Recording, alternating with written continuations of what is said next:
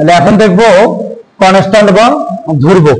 তাহলে যে মানগুলো নির্দিষ্ট বা যে মানগুলো অপরিবর্তনশীল, অপরিবর্তনশীল বা নির্দিষ্ট মানগুলো কি বলা হয়? ধ্রুবক। এখানে ধ্রুবক হিসাবে পাই এর মান 3.141 যেটা নির্দিষ্ট মান, অথবা সংখ্যাসূচক যে মানগুলো আছে এই মানগুলো ধ্রুবক হিসেবে ব্যবহার করা যায়। এই প্রোগ্রামে ধ্রুবক প্রধানত দুই প্রকার। একটাকে বলা হয় ক্যারেক্টার কনস্ট্যান্ট, এটা অক্ষরসূচক ধ্রুবক,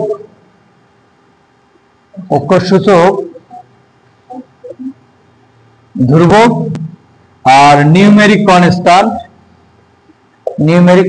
এটা সংখ্যাসূচক ধ্রুবক। এই ধ্রুবক দুই ধরনের। তাহলে ক্যারেক্টার কনস্ট্যান্ট আবার তিন ধরনের হয়ে থাকে। ক্যারেক্টার কনস্ট্যান্ট যদি দেখাই, তাহলে ক্যারেক্টার কনস্ট্যান্টের মধ্যে এক নম্বরে আছে সিঙ্গেল ক্যারেক্টার কনস্ট্যান্ট, দ্বিতীয়ত স্ট্রিং ক্যারেক্টার কনস্ট্যান্ট, আর ব্যাকস্ল্যাশ ক্যারেক্টার কনস্ট্যান্ট বা এটাকে বলা হয় স্কেপ সিকোয়েন্স। তাহলে সিঙ্গেল ক্যারেক্টার কনস্ট্যান্ট কি? সিঙ্গেল মানে একক। তাহলে একটা অক্ষর, সিঙ্গেল ক্যারেক্টার দ্বারা একটা অক্ষর যদি একটা কোটেশনের মধ্যে থাকে, সেটা অক্ষর হতে পারে অথবা যে কোনো প্রতীক হতে পারে, একটা অক্ষর বা একটা প্রতীক যদি একক কোটেশনের মধ্যে থাকে তাহলে সেটা single character constant. Single character কনস্ট্যান্টের উদাহরণ যদি দেই, এখানে যে এই অক্ষরটাকে সিঙ্গেল কোটেশনের মধ্যে দিলাম, এটা সিঙ্গেল ক্যারেক্টার। এরপর এখানে জেড অক্ষরটাকে সিঙ্গেল কোটেশনের মধ্যে দিলাম, এটাও সিঙ্গেল ক্যারেক্টার। অথবা যে কোনো প্রতীক হতে পারে, যে হ্যাশ, যে সিম্বলটা, ইটিসি, এই যেগুলোকে বলা হয় সিঙ্গেল ক্যারেক্টার কনস্ট্যান্ট। একটা অক্ষর একটা কোটেশনের মধ্যে থাকবে। এরপর স্ট্রিং ক্যারেক্টার কনস্ট্যান্ট, এটাতে এক বা একাধিক অক্ষর ডাবল কোটেশনে থাকবে, যেটাকে আমরা ইনভার্টেড কমা বলি। এটা ইনভার্টেড কমার মধ্যে থাকলে সেটা ডাবল বা স্ট্রিং ক্যারেক্টার কনস্ট্যান্ট। কারণ এই অক্ষরটাকে যখন ডাবল কোটেশনে দেব, এটা হবে স্ট্রিং ক্যারেক্টার। আবার আইসিডি লেখাটা একাধিক অক্ষর, এটাও যদি ডাবল কোটেশনে দেই, এটা হবে স্ট্রিং ক্যারেক্টার। অথবা এখানে ঢাকা লেখা দিলাম, ঢাকা ডাবল কোটেশনের মধ্যে, তাহলে এটা হবে স্ট্রিং ক্যারেক্টার কনস্ট্যান্ট।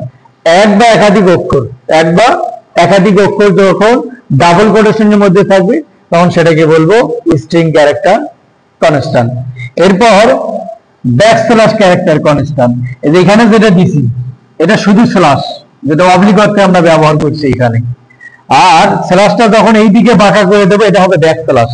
তাহলে ব্যাকস্ল্যাশ দিয়ে যে ক্যারেক্টার শুরু হয় সেটা হলো ব্যাকস্ল্যাশ ক্যারেক্টার কনস্ট্যান্ট, বা এটাকে কোন রাইটারের বই বলা আছে স্কেপ সিকোয়েন্স বা ব্যাকস্ল্যাশ ক্যারেক্টার কনস্ট্যান্টের মধ্যে আছে স্ল্যাশ দিয়ে এন, এটা নতুন লাইন তৈরি করবে স্ল্যাশ দিয়ে, আর পরবর্তী লাইনের একই কলাম বরাবর প্রদর্শন করবে।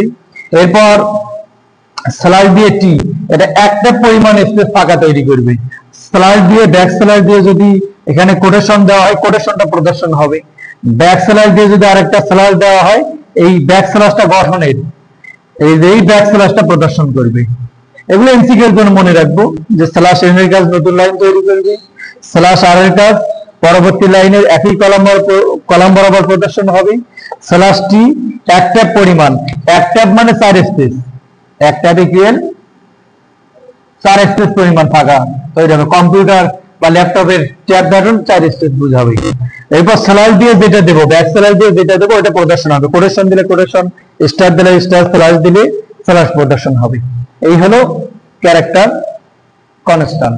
সংখ্যাসূচক ধ্রুবকের মধ্যে যত ধরনের সংখ্যা আছে, যেমন এটা হতে পারে বাইনারি সংখ্যা, অক্টাল, ডেসিমেল, হেক্সাডেসিমেল, যত ধরনের সংখ্যা আছে এই সংখ্যাগুলোকে বলা হয় সংখ্যাসূচক ধ্রুবক। বাইনারি, অক্টাল, ডেসিমেল সংখ্যা, এরপর হতে পারে হেক্সাডেসিমেল সংখ্যা। এই সবগুলো সংখ্যাই সংখ্যাসূচক ধ্রুবকের মধ্যে। আবার বাইনারি, অক্টাল, ডেসিমেল, হেক্সাডেসিমেল এই সংখ্যাগুলোই হতে পারে ইন্টিজার, পূর্ণ সংখ্যা হতে পারে, ফ্লোট ভগ্নাংশ সংখ্যা। এই সংখ্যাগুলোই পূর্ণ সংখ্যা হতে পারে, ভগ্নাংশ সংখ্যা হতে পারে। এরপর আরেকটা সংখ্যাসূচক ধ্রুবকের মধ্যে আছে, এটা হলো এক্সপোনেন্ট।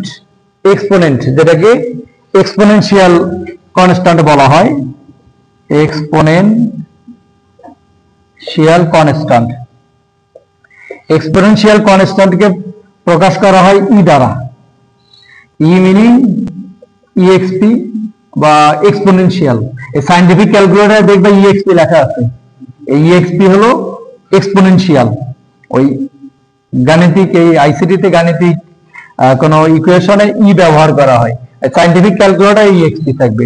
যেমন একটা সংখ্যা ধর এখানে 574 দিয়ে ই দিয়ে +2 দেওয়া থাকবে।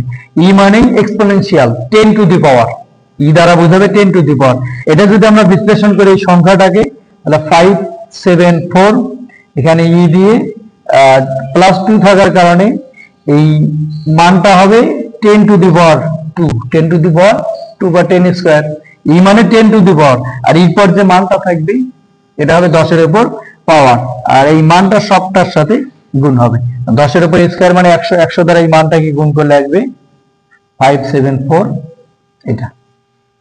আরেকটা উদাহরণ যদি দেখো, যেমন এখানে 3, 6, 4, 9 এই দিয়ে এখানে +5 দেওয়া আছে, +5। তাহলে এখানে 10 টু দি পাওয়ার 5, ই +5 দ্বারা বোঝাবে 10 টু দি পাওয়ার 5। এই মানটা এই মানটার সাথে গুণ হবে, 3, 6, 4, 9 গুণ হবে 10 টু দি পাওয়ার 5। 10 এর উপর 5 চলে যাবে, 10 এর উপর 5 যে মানটা আসবে এটার সাথে 3, 6, 4, 9 মানটা গুণ হবে। তাহলে 3, 6, 4, 9 এখানে 10 এর উপর যত পাওয়ার থাকবে বুঝতে হবে ততটি শূন্য আছে, এই শূন্যগুলো এখানে বসে দেবো। 5টা শূন্য, 1, 2, 3, 4, 5 এইভাবে যদি করতে না পারো ক্যালকুলেটরে বসে দিলেই হবে। এই সংখ্যাটা উঠানোর পর এক্সপি তে চাপ দিয়ে প্লাস বা মাইনাস যে মানটা থাকবে সেই মানটাতে চাপলেই সম্পূর্ণ ফলাফলটা চলে আসবে।